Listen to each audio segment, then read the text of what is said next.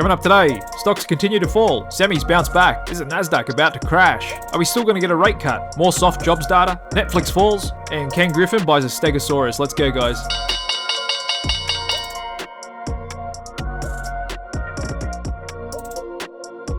Hey, what's up, guys? Welcome back to the Daily Market Review. Hope you're all doing well out there. Another continuation from yesterday's price action. Bit more weakness in the market. S&P 500, 55.44. And just like I've been saying yesterday, we had been a bit stretched on the market there. Got a few reversal signals. A little bit of soft seasonality. No real surprise. We're seeing a bit of a pullback. Same in the Russell 2000 as well. Got a bit overcooked these last couple of days. Having a bit of a healthy pullback here. Overall, market breadth is still holding up well. 69% of stocks above their 50-day moving average. And the amount of stocks hitting new highs still easily outpacing the amount of stocks hitting new lows. Do have a bit of a bump up in Volatility VIX Index. Getting above 16 today for the first time since April. And a bit of a bump up in implied correlations. Off those rock bottom lows just last week, we got down to 3. And even today at 8.47. Still a lot of dispersion in this market. Bond market volatility still pretty low, as is the volatility in oil. And we've got a bit of a pop up in the skew index today. That measures the price of out of the money put options to at the money. And if I just overlay this chart with S&P 500, you can see last time the skew index spiked up to this level.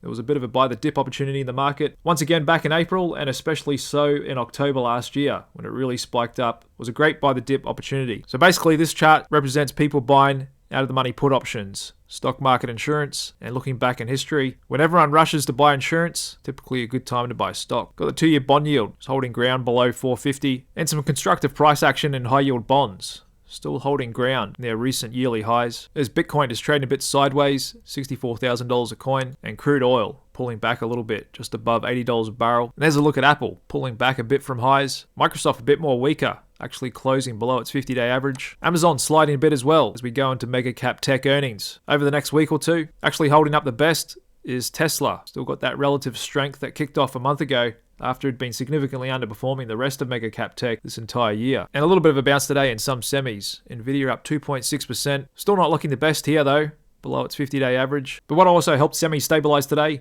is we just heard earnings from one of the most important semiconductor companies in the world, Taiwan Semi. Came in with a good result. 36% rise in quarterly profit, raised its full-year guidance for revenue growth, and managed to help stabilize the sector today. After we heard some commentary from the current and incoming administration, both putting Taiwan Semi in the spotlight and potentially a key pawn in a US-China trade war. And there's a look at the daily price action in Taiwan Semi, putting in a bit of a big hammer candle formation today after it did initially sell off in the morning. Did manage to recover going into the close. Some are already calling this pullback in tech stocks a golden buying opportunity. That's according to Wedbush, who said solid earnings results in the second quarter should spark a rebound in the tech trade, seemingly to ignore the rhetoric coming out of the government. And we do have Nvidia earnings. In a bit over a month, Goldman Sachs said they could reveal something huge that could silence the AI critics, including revealing examples of how end customers can make money on AI chips. They're also expecting Nvidia to post a big beat on earnings estimates. Wedbush is also very bullish on Palantir, saying it has 67% upside amid rapidly rising demand from big businesses for AI tools, calling the stock a top AI play that's undervalued by Wall Street, with Dan Ives pointing to deals with government agencies and businesses to back up his $50 per share bull case for 2025. It's already having a good year, up 64%. And I agree with Dan Ives as well. That's why I'm long the stock. I don't think the AI boom is over. I think the government's going to embrace it in a big way. They have to. And Palantir can play a key role in really important US government agencies, including the military, for many, many more years to come. Currently trading at $28.64. Have a stepping back, just looking at the entire market. Like I've been pointing out, the first half of August,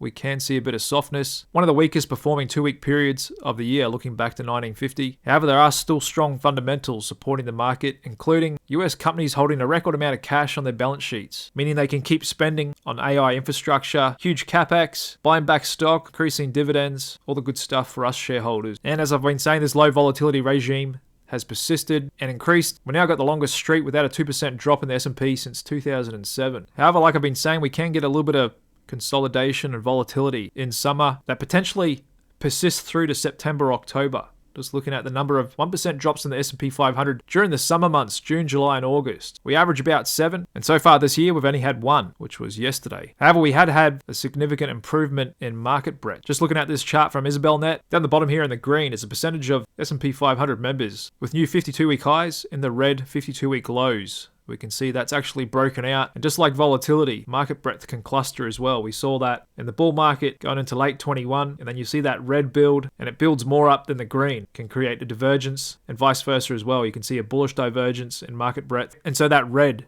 has been disappearing of late, and the green has been building. So you could kind of think of it as the entire stock market starting to firm and hold ground, even though we're just having a bit of a pullback here. The overall structure of the stock market has improved this last couple of weeks. And just looking at election year seasonality, if we have a lame duck, that is if the current president can continue on, typically we'll see a bit of weakness around this period of time, and we may have already seen the market high this year. However, this year is shaping up as an election year which will be getting a new president, and that typically bodes well for seasonality in the S&P 500 throughout the rest of this year. Even though we've gotten a little bit of ahead of ourselves, the market already up over 15%. There's another way to look at volatility in the market, the number of large down days. Going back to 1928, 1%, 2%, 3% down days, total amount of large down days. Year to date at 8, we're on track. One of the lowest number of down days since 2017. We just grinded higher on really low volatility. There was only 4 down days. However, again, looking back in history, these number of large down days tends to cluster. When we get a large amount, it can persist. When we get a low amount,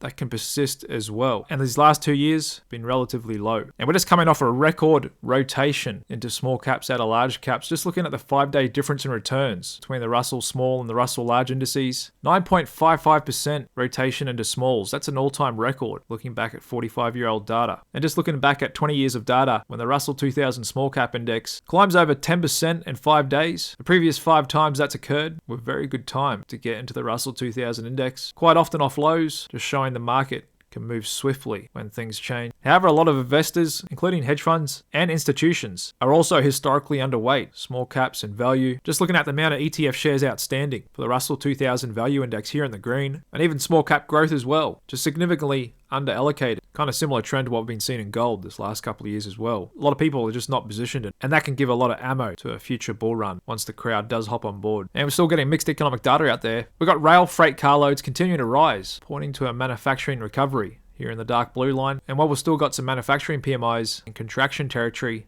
they could potentially catch up, get back into expansion. And even though we've got volatility on the rise higher as we get closer to this election, I'd be surprised if we hear Janet Yellen come out again and says she's concerned about things, hinting at backstopping the market, and back down we go in volatility. However, not everybody is as confident. According to SocGen, the stock market is flashing warning signs as tech shares have very overstretched valuations, they say. They've been warning of a recession and stock crash for months now, pointing to charts of US IT as a share of total market cap hitting new all-time records, and that forward growth expectations are very optimistic and have potential to surprise on the downside, not to mention the divergence between the Nasdaq and the Russell 2000. We've got other research out from Societe Generale saying, are we on the brink of another Nasdaq crash? Saying there's a bubble and AI stocks could be about to burst. He did say the market can safely rotate away from big tech leadership without provoking a downturn. Also pointing out that history shows extremely concentrated markets tend to precede crashes, as occurred during the run-up in the 2007-2008 GFC. There's a chart of the S&P 500 versus the SP equal weight 2-year rolling return, starting to show market cap index is a bit stretched. We're seeing other headlines now that bonds are finally starting to look like a pretty good alternative to stocks. I mean, the stock market's only pulled back a couple of percent. It's funny how sensitive investors are these days. And they're saying TINA, there is no alternative to stocks, is no longer the only force in markets, something investors have been used to for many years now, thanks to rock bottom rates. However, it's true, there is a higher hurdle for equity investments to jump over, given now you can easily earn 5% risk-free. But if you look down the bottom half of the market, there is still good value and yields to be found. However, this 3% pullback's got a lot of people worried. Some saying sell the S&P 500 is looking smarter as tech stumbles and support levels crack. The volatility index holds clues about the market's direction. And is it possible, just like we're seeing in headlines now, that a new government and some tariffs on Chinese could cause a resurgence in inflation and might upset expectations for multiple Fed rate cuts? Are we about to hear that sort of language from Janet Yellen and Jay Powell? Maybe Jay does wait to after the election to move, and then after the election he may come out and say he's got some inflation worries now with new tariffs, even though we didn't see that last time in 2016 on the back of new Chinese tariffs. We actually got the lowest inflation we'd seen in years. But we've also got some others like Jamie Dimon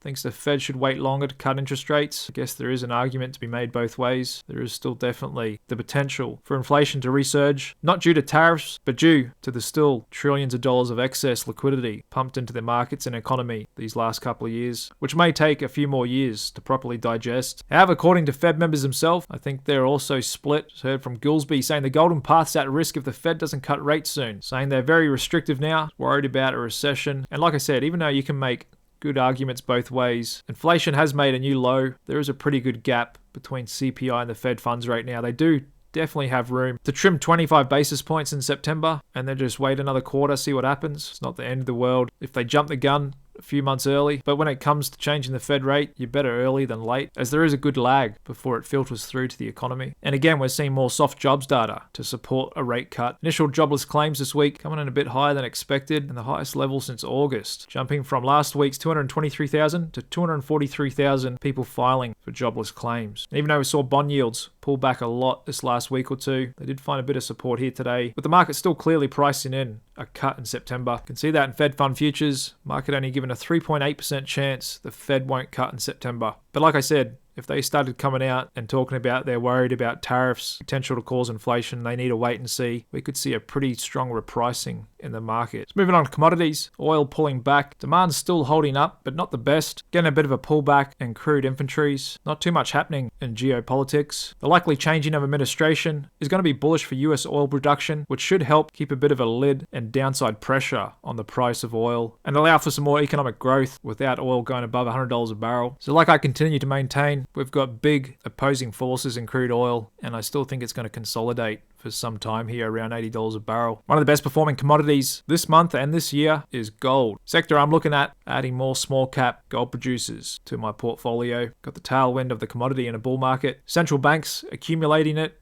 not so price sensitive. It's a great inflation hedge. It's a great portfolio hedge. And the technicals are probably the best out of any commodity right here. Just sitting slightly below all-time highs, $24.46 an ounce. With silver a little bit more softer, just having a bit of a pullback. We'll be looking for that to find support around $29 an ounce. Getting into the thicker Q2 earnings season, and we just heard from Netflix. Market wasn't too impressed with their revenue guidance. They did post $9.5 billion of revenue in Q2. That's up 16.8% compared to the same period last year. And they guided third quarter revenue of $9.73 billion. There's a look at the daily price chart of Netflix. Finishing a bit soft in the regular session. Just going down to the 5-minute chart after hours. Did initially sell off pretty sharply. Got down to $600 a share before we've had a huge buy the dip and bounce back. Now trading pretty much flat after hours. Also just heard from Dominos and their earnings. Investors worried about headwinds for their international expansion. CEO thinks the risks are overblown. They're still continuing to grow sales. Increased their pricing by 1.5% in the second quarter. Total revenue came in $1.1 billion for the quarter, up 7.1% from a year ago, and they own more than 20,000 restaurants around the world, mostly run by franchisees who pay the company royalties and fees. And looks like we could be in for another earnings season where the market's really sensitive to slight misses on both numbers and guidance, and stocks get punished extra hard, just like we saw last earnings season. There's Dominos today, down 13.5%, and this has been one of the best performing stocks, in fact, of the last 20 years in the market. Been a huge performer. Still only has a market cap of $14.2 billion. Moving on to the presidential race, and like I've been saying for a few weeks, especially after the botched debate from the current president and his popularity fell, odds of being re-elected fell. Like I said, I think he was on the cusp of pulling out. Then just a couple of short weeks after that botched debate, we happened to get a hit attempt on the frontrunner for this election, missed by 1/4 of an inch, and the gaffes from the current leader are continuing to get more and more embarrassing by the day, along with more and more members of his own party asking him to step down. So I think we're on the cusp of that announcement, and betting markets have pretty much written him off as well, pricing him in as a no-show. So as of now, it looks like it's pretty much done for him, and Americans will have a choice between these two people come this early November. Something else interesting I wanted to share with you guys today was looking at the stocks with the highest cumulative returns of all time. This is a list of stocks that have delivered the biggest cumulative compound return. Out in front, Altria Group, cigarette maker, been around for 98 years. And so if someone who was born 98 years ago, if their parents put $1 into Altria Group back then, that $1 would have turned into $2.6 million.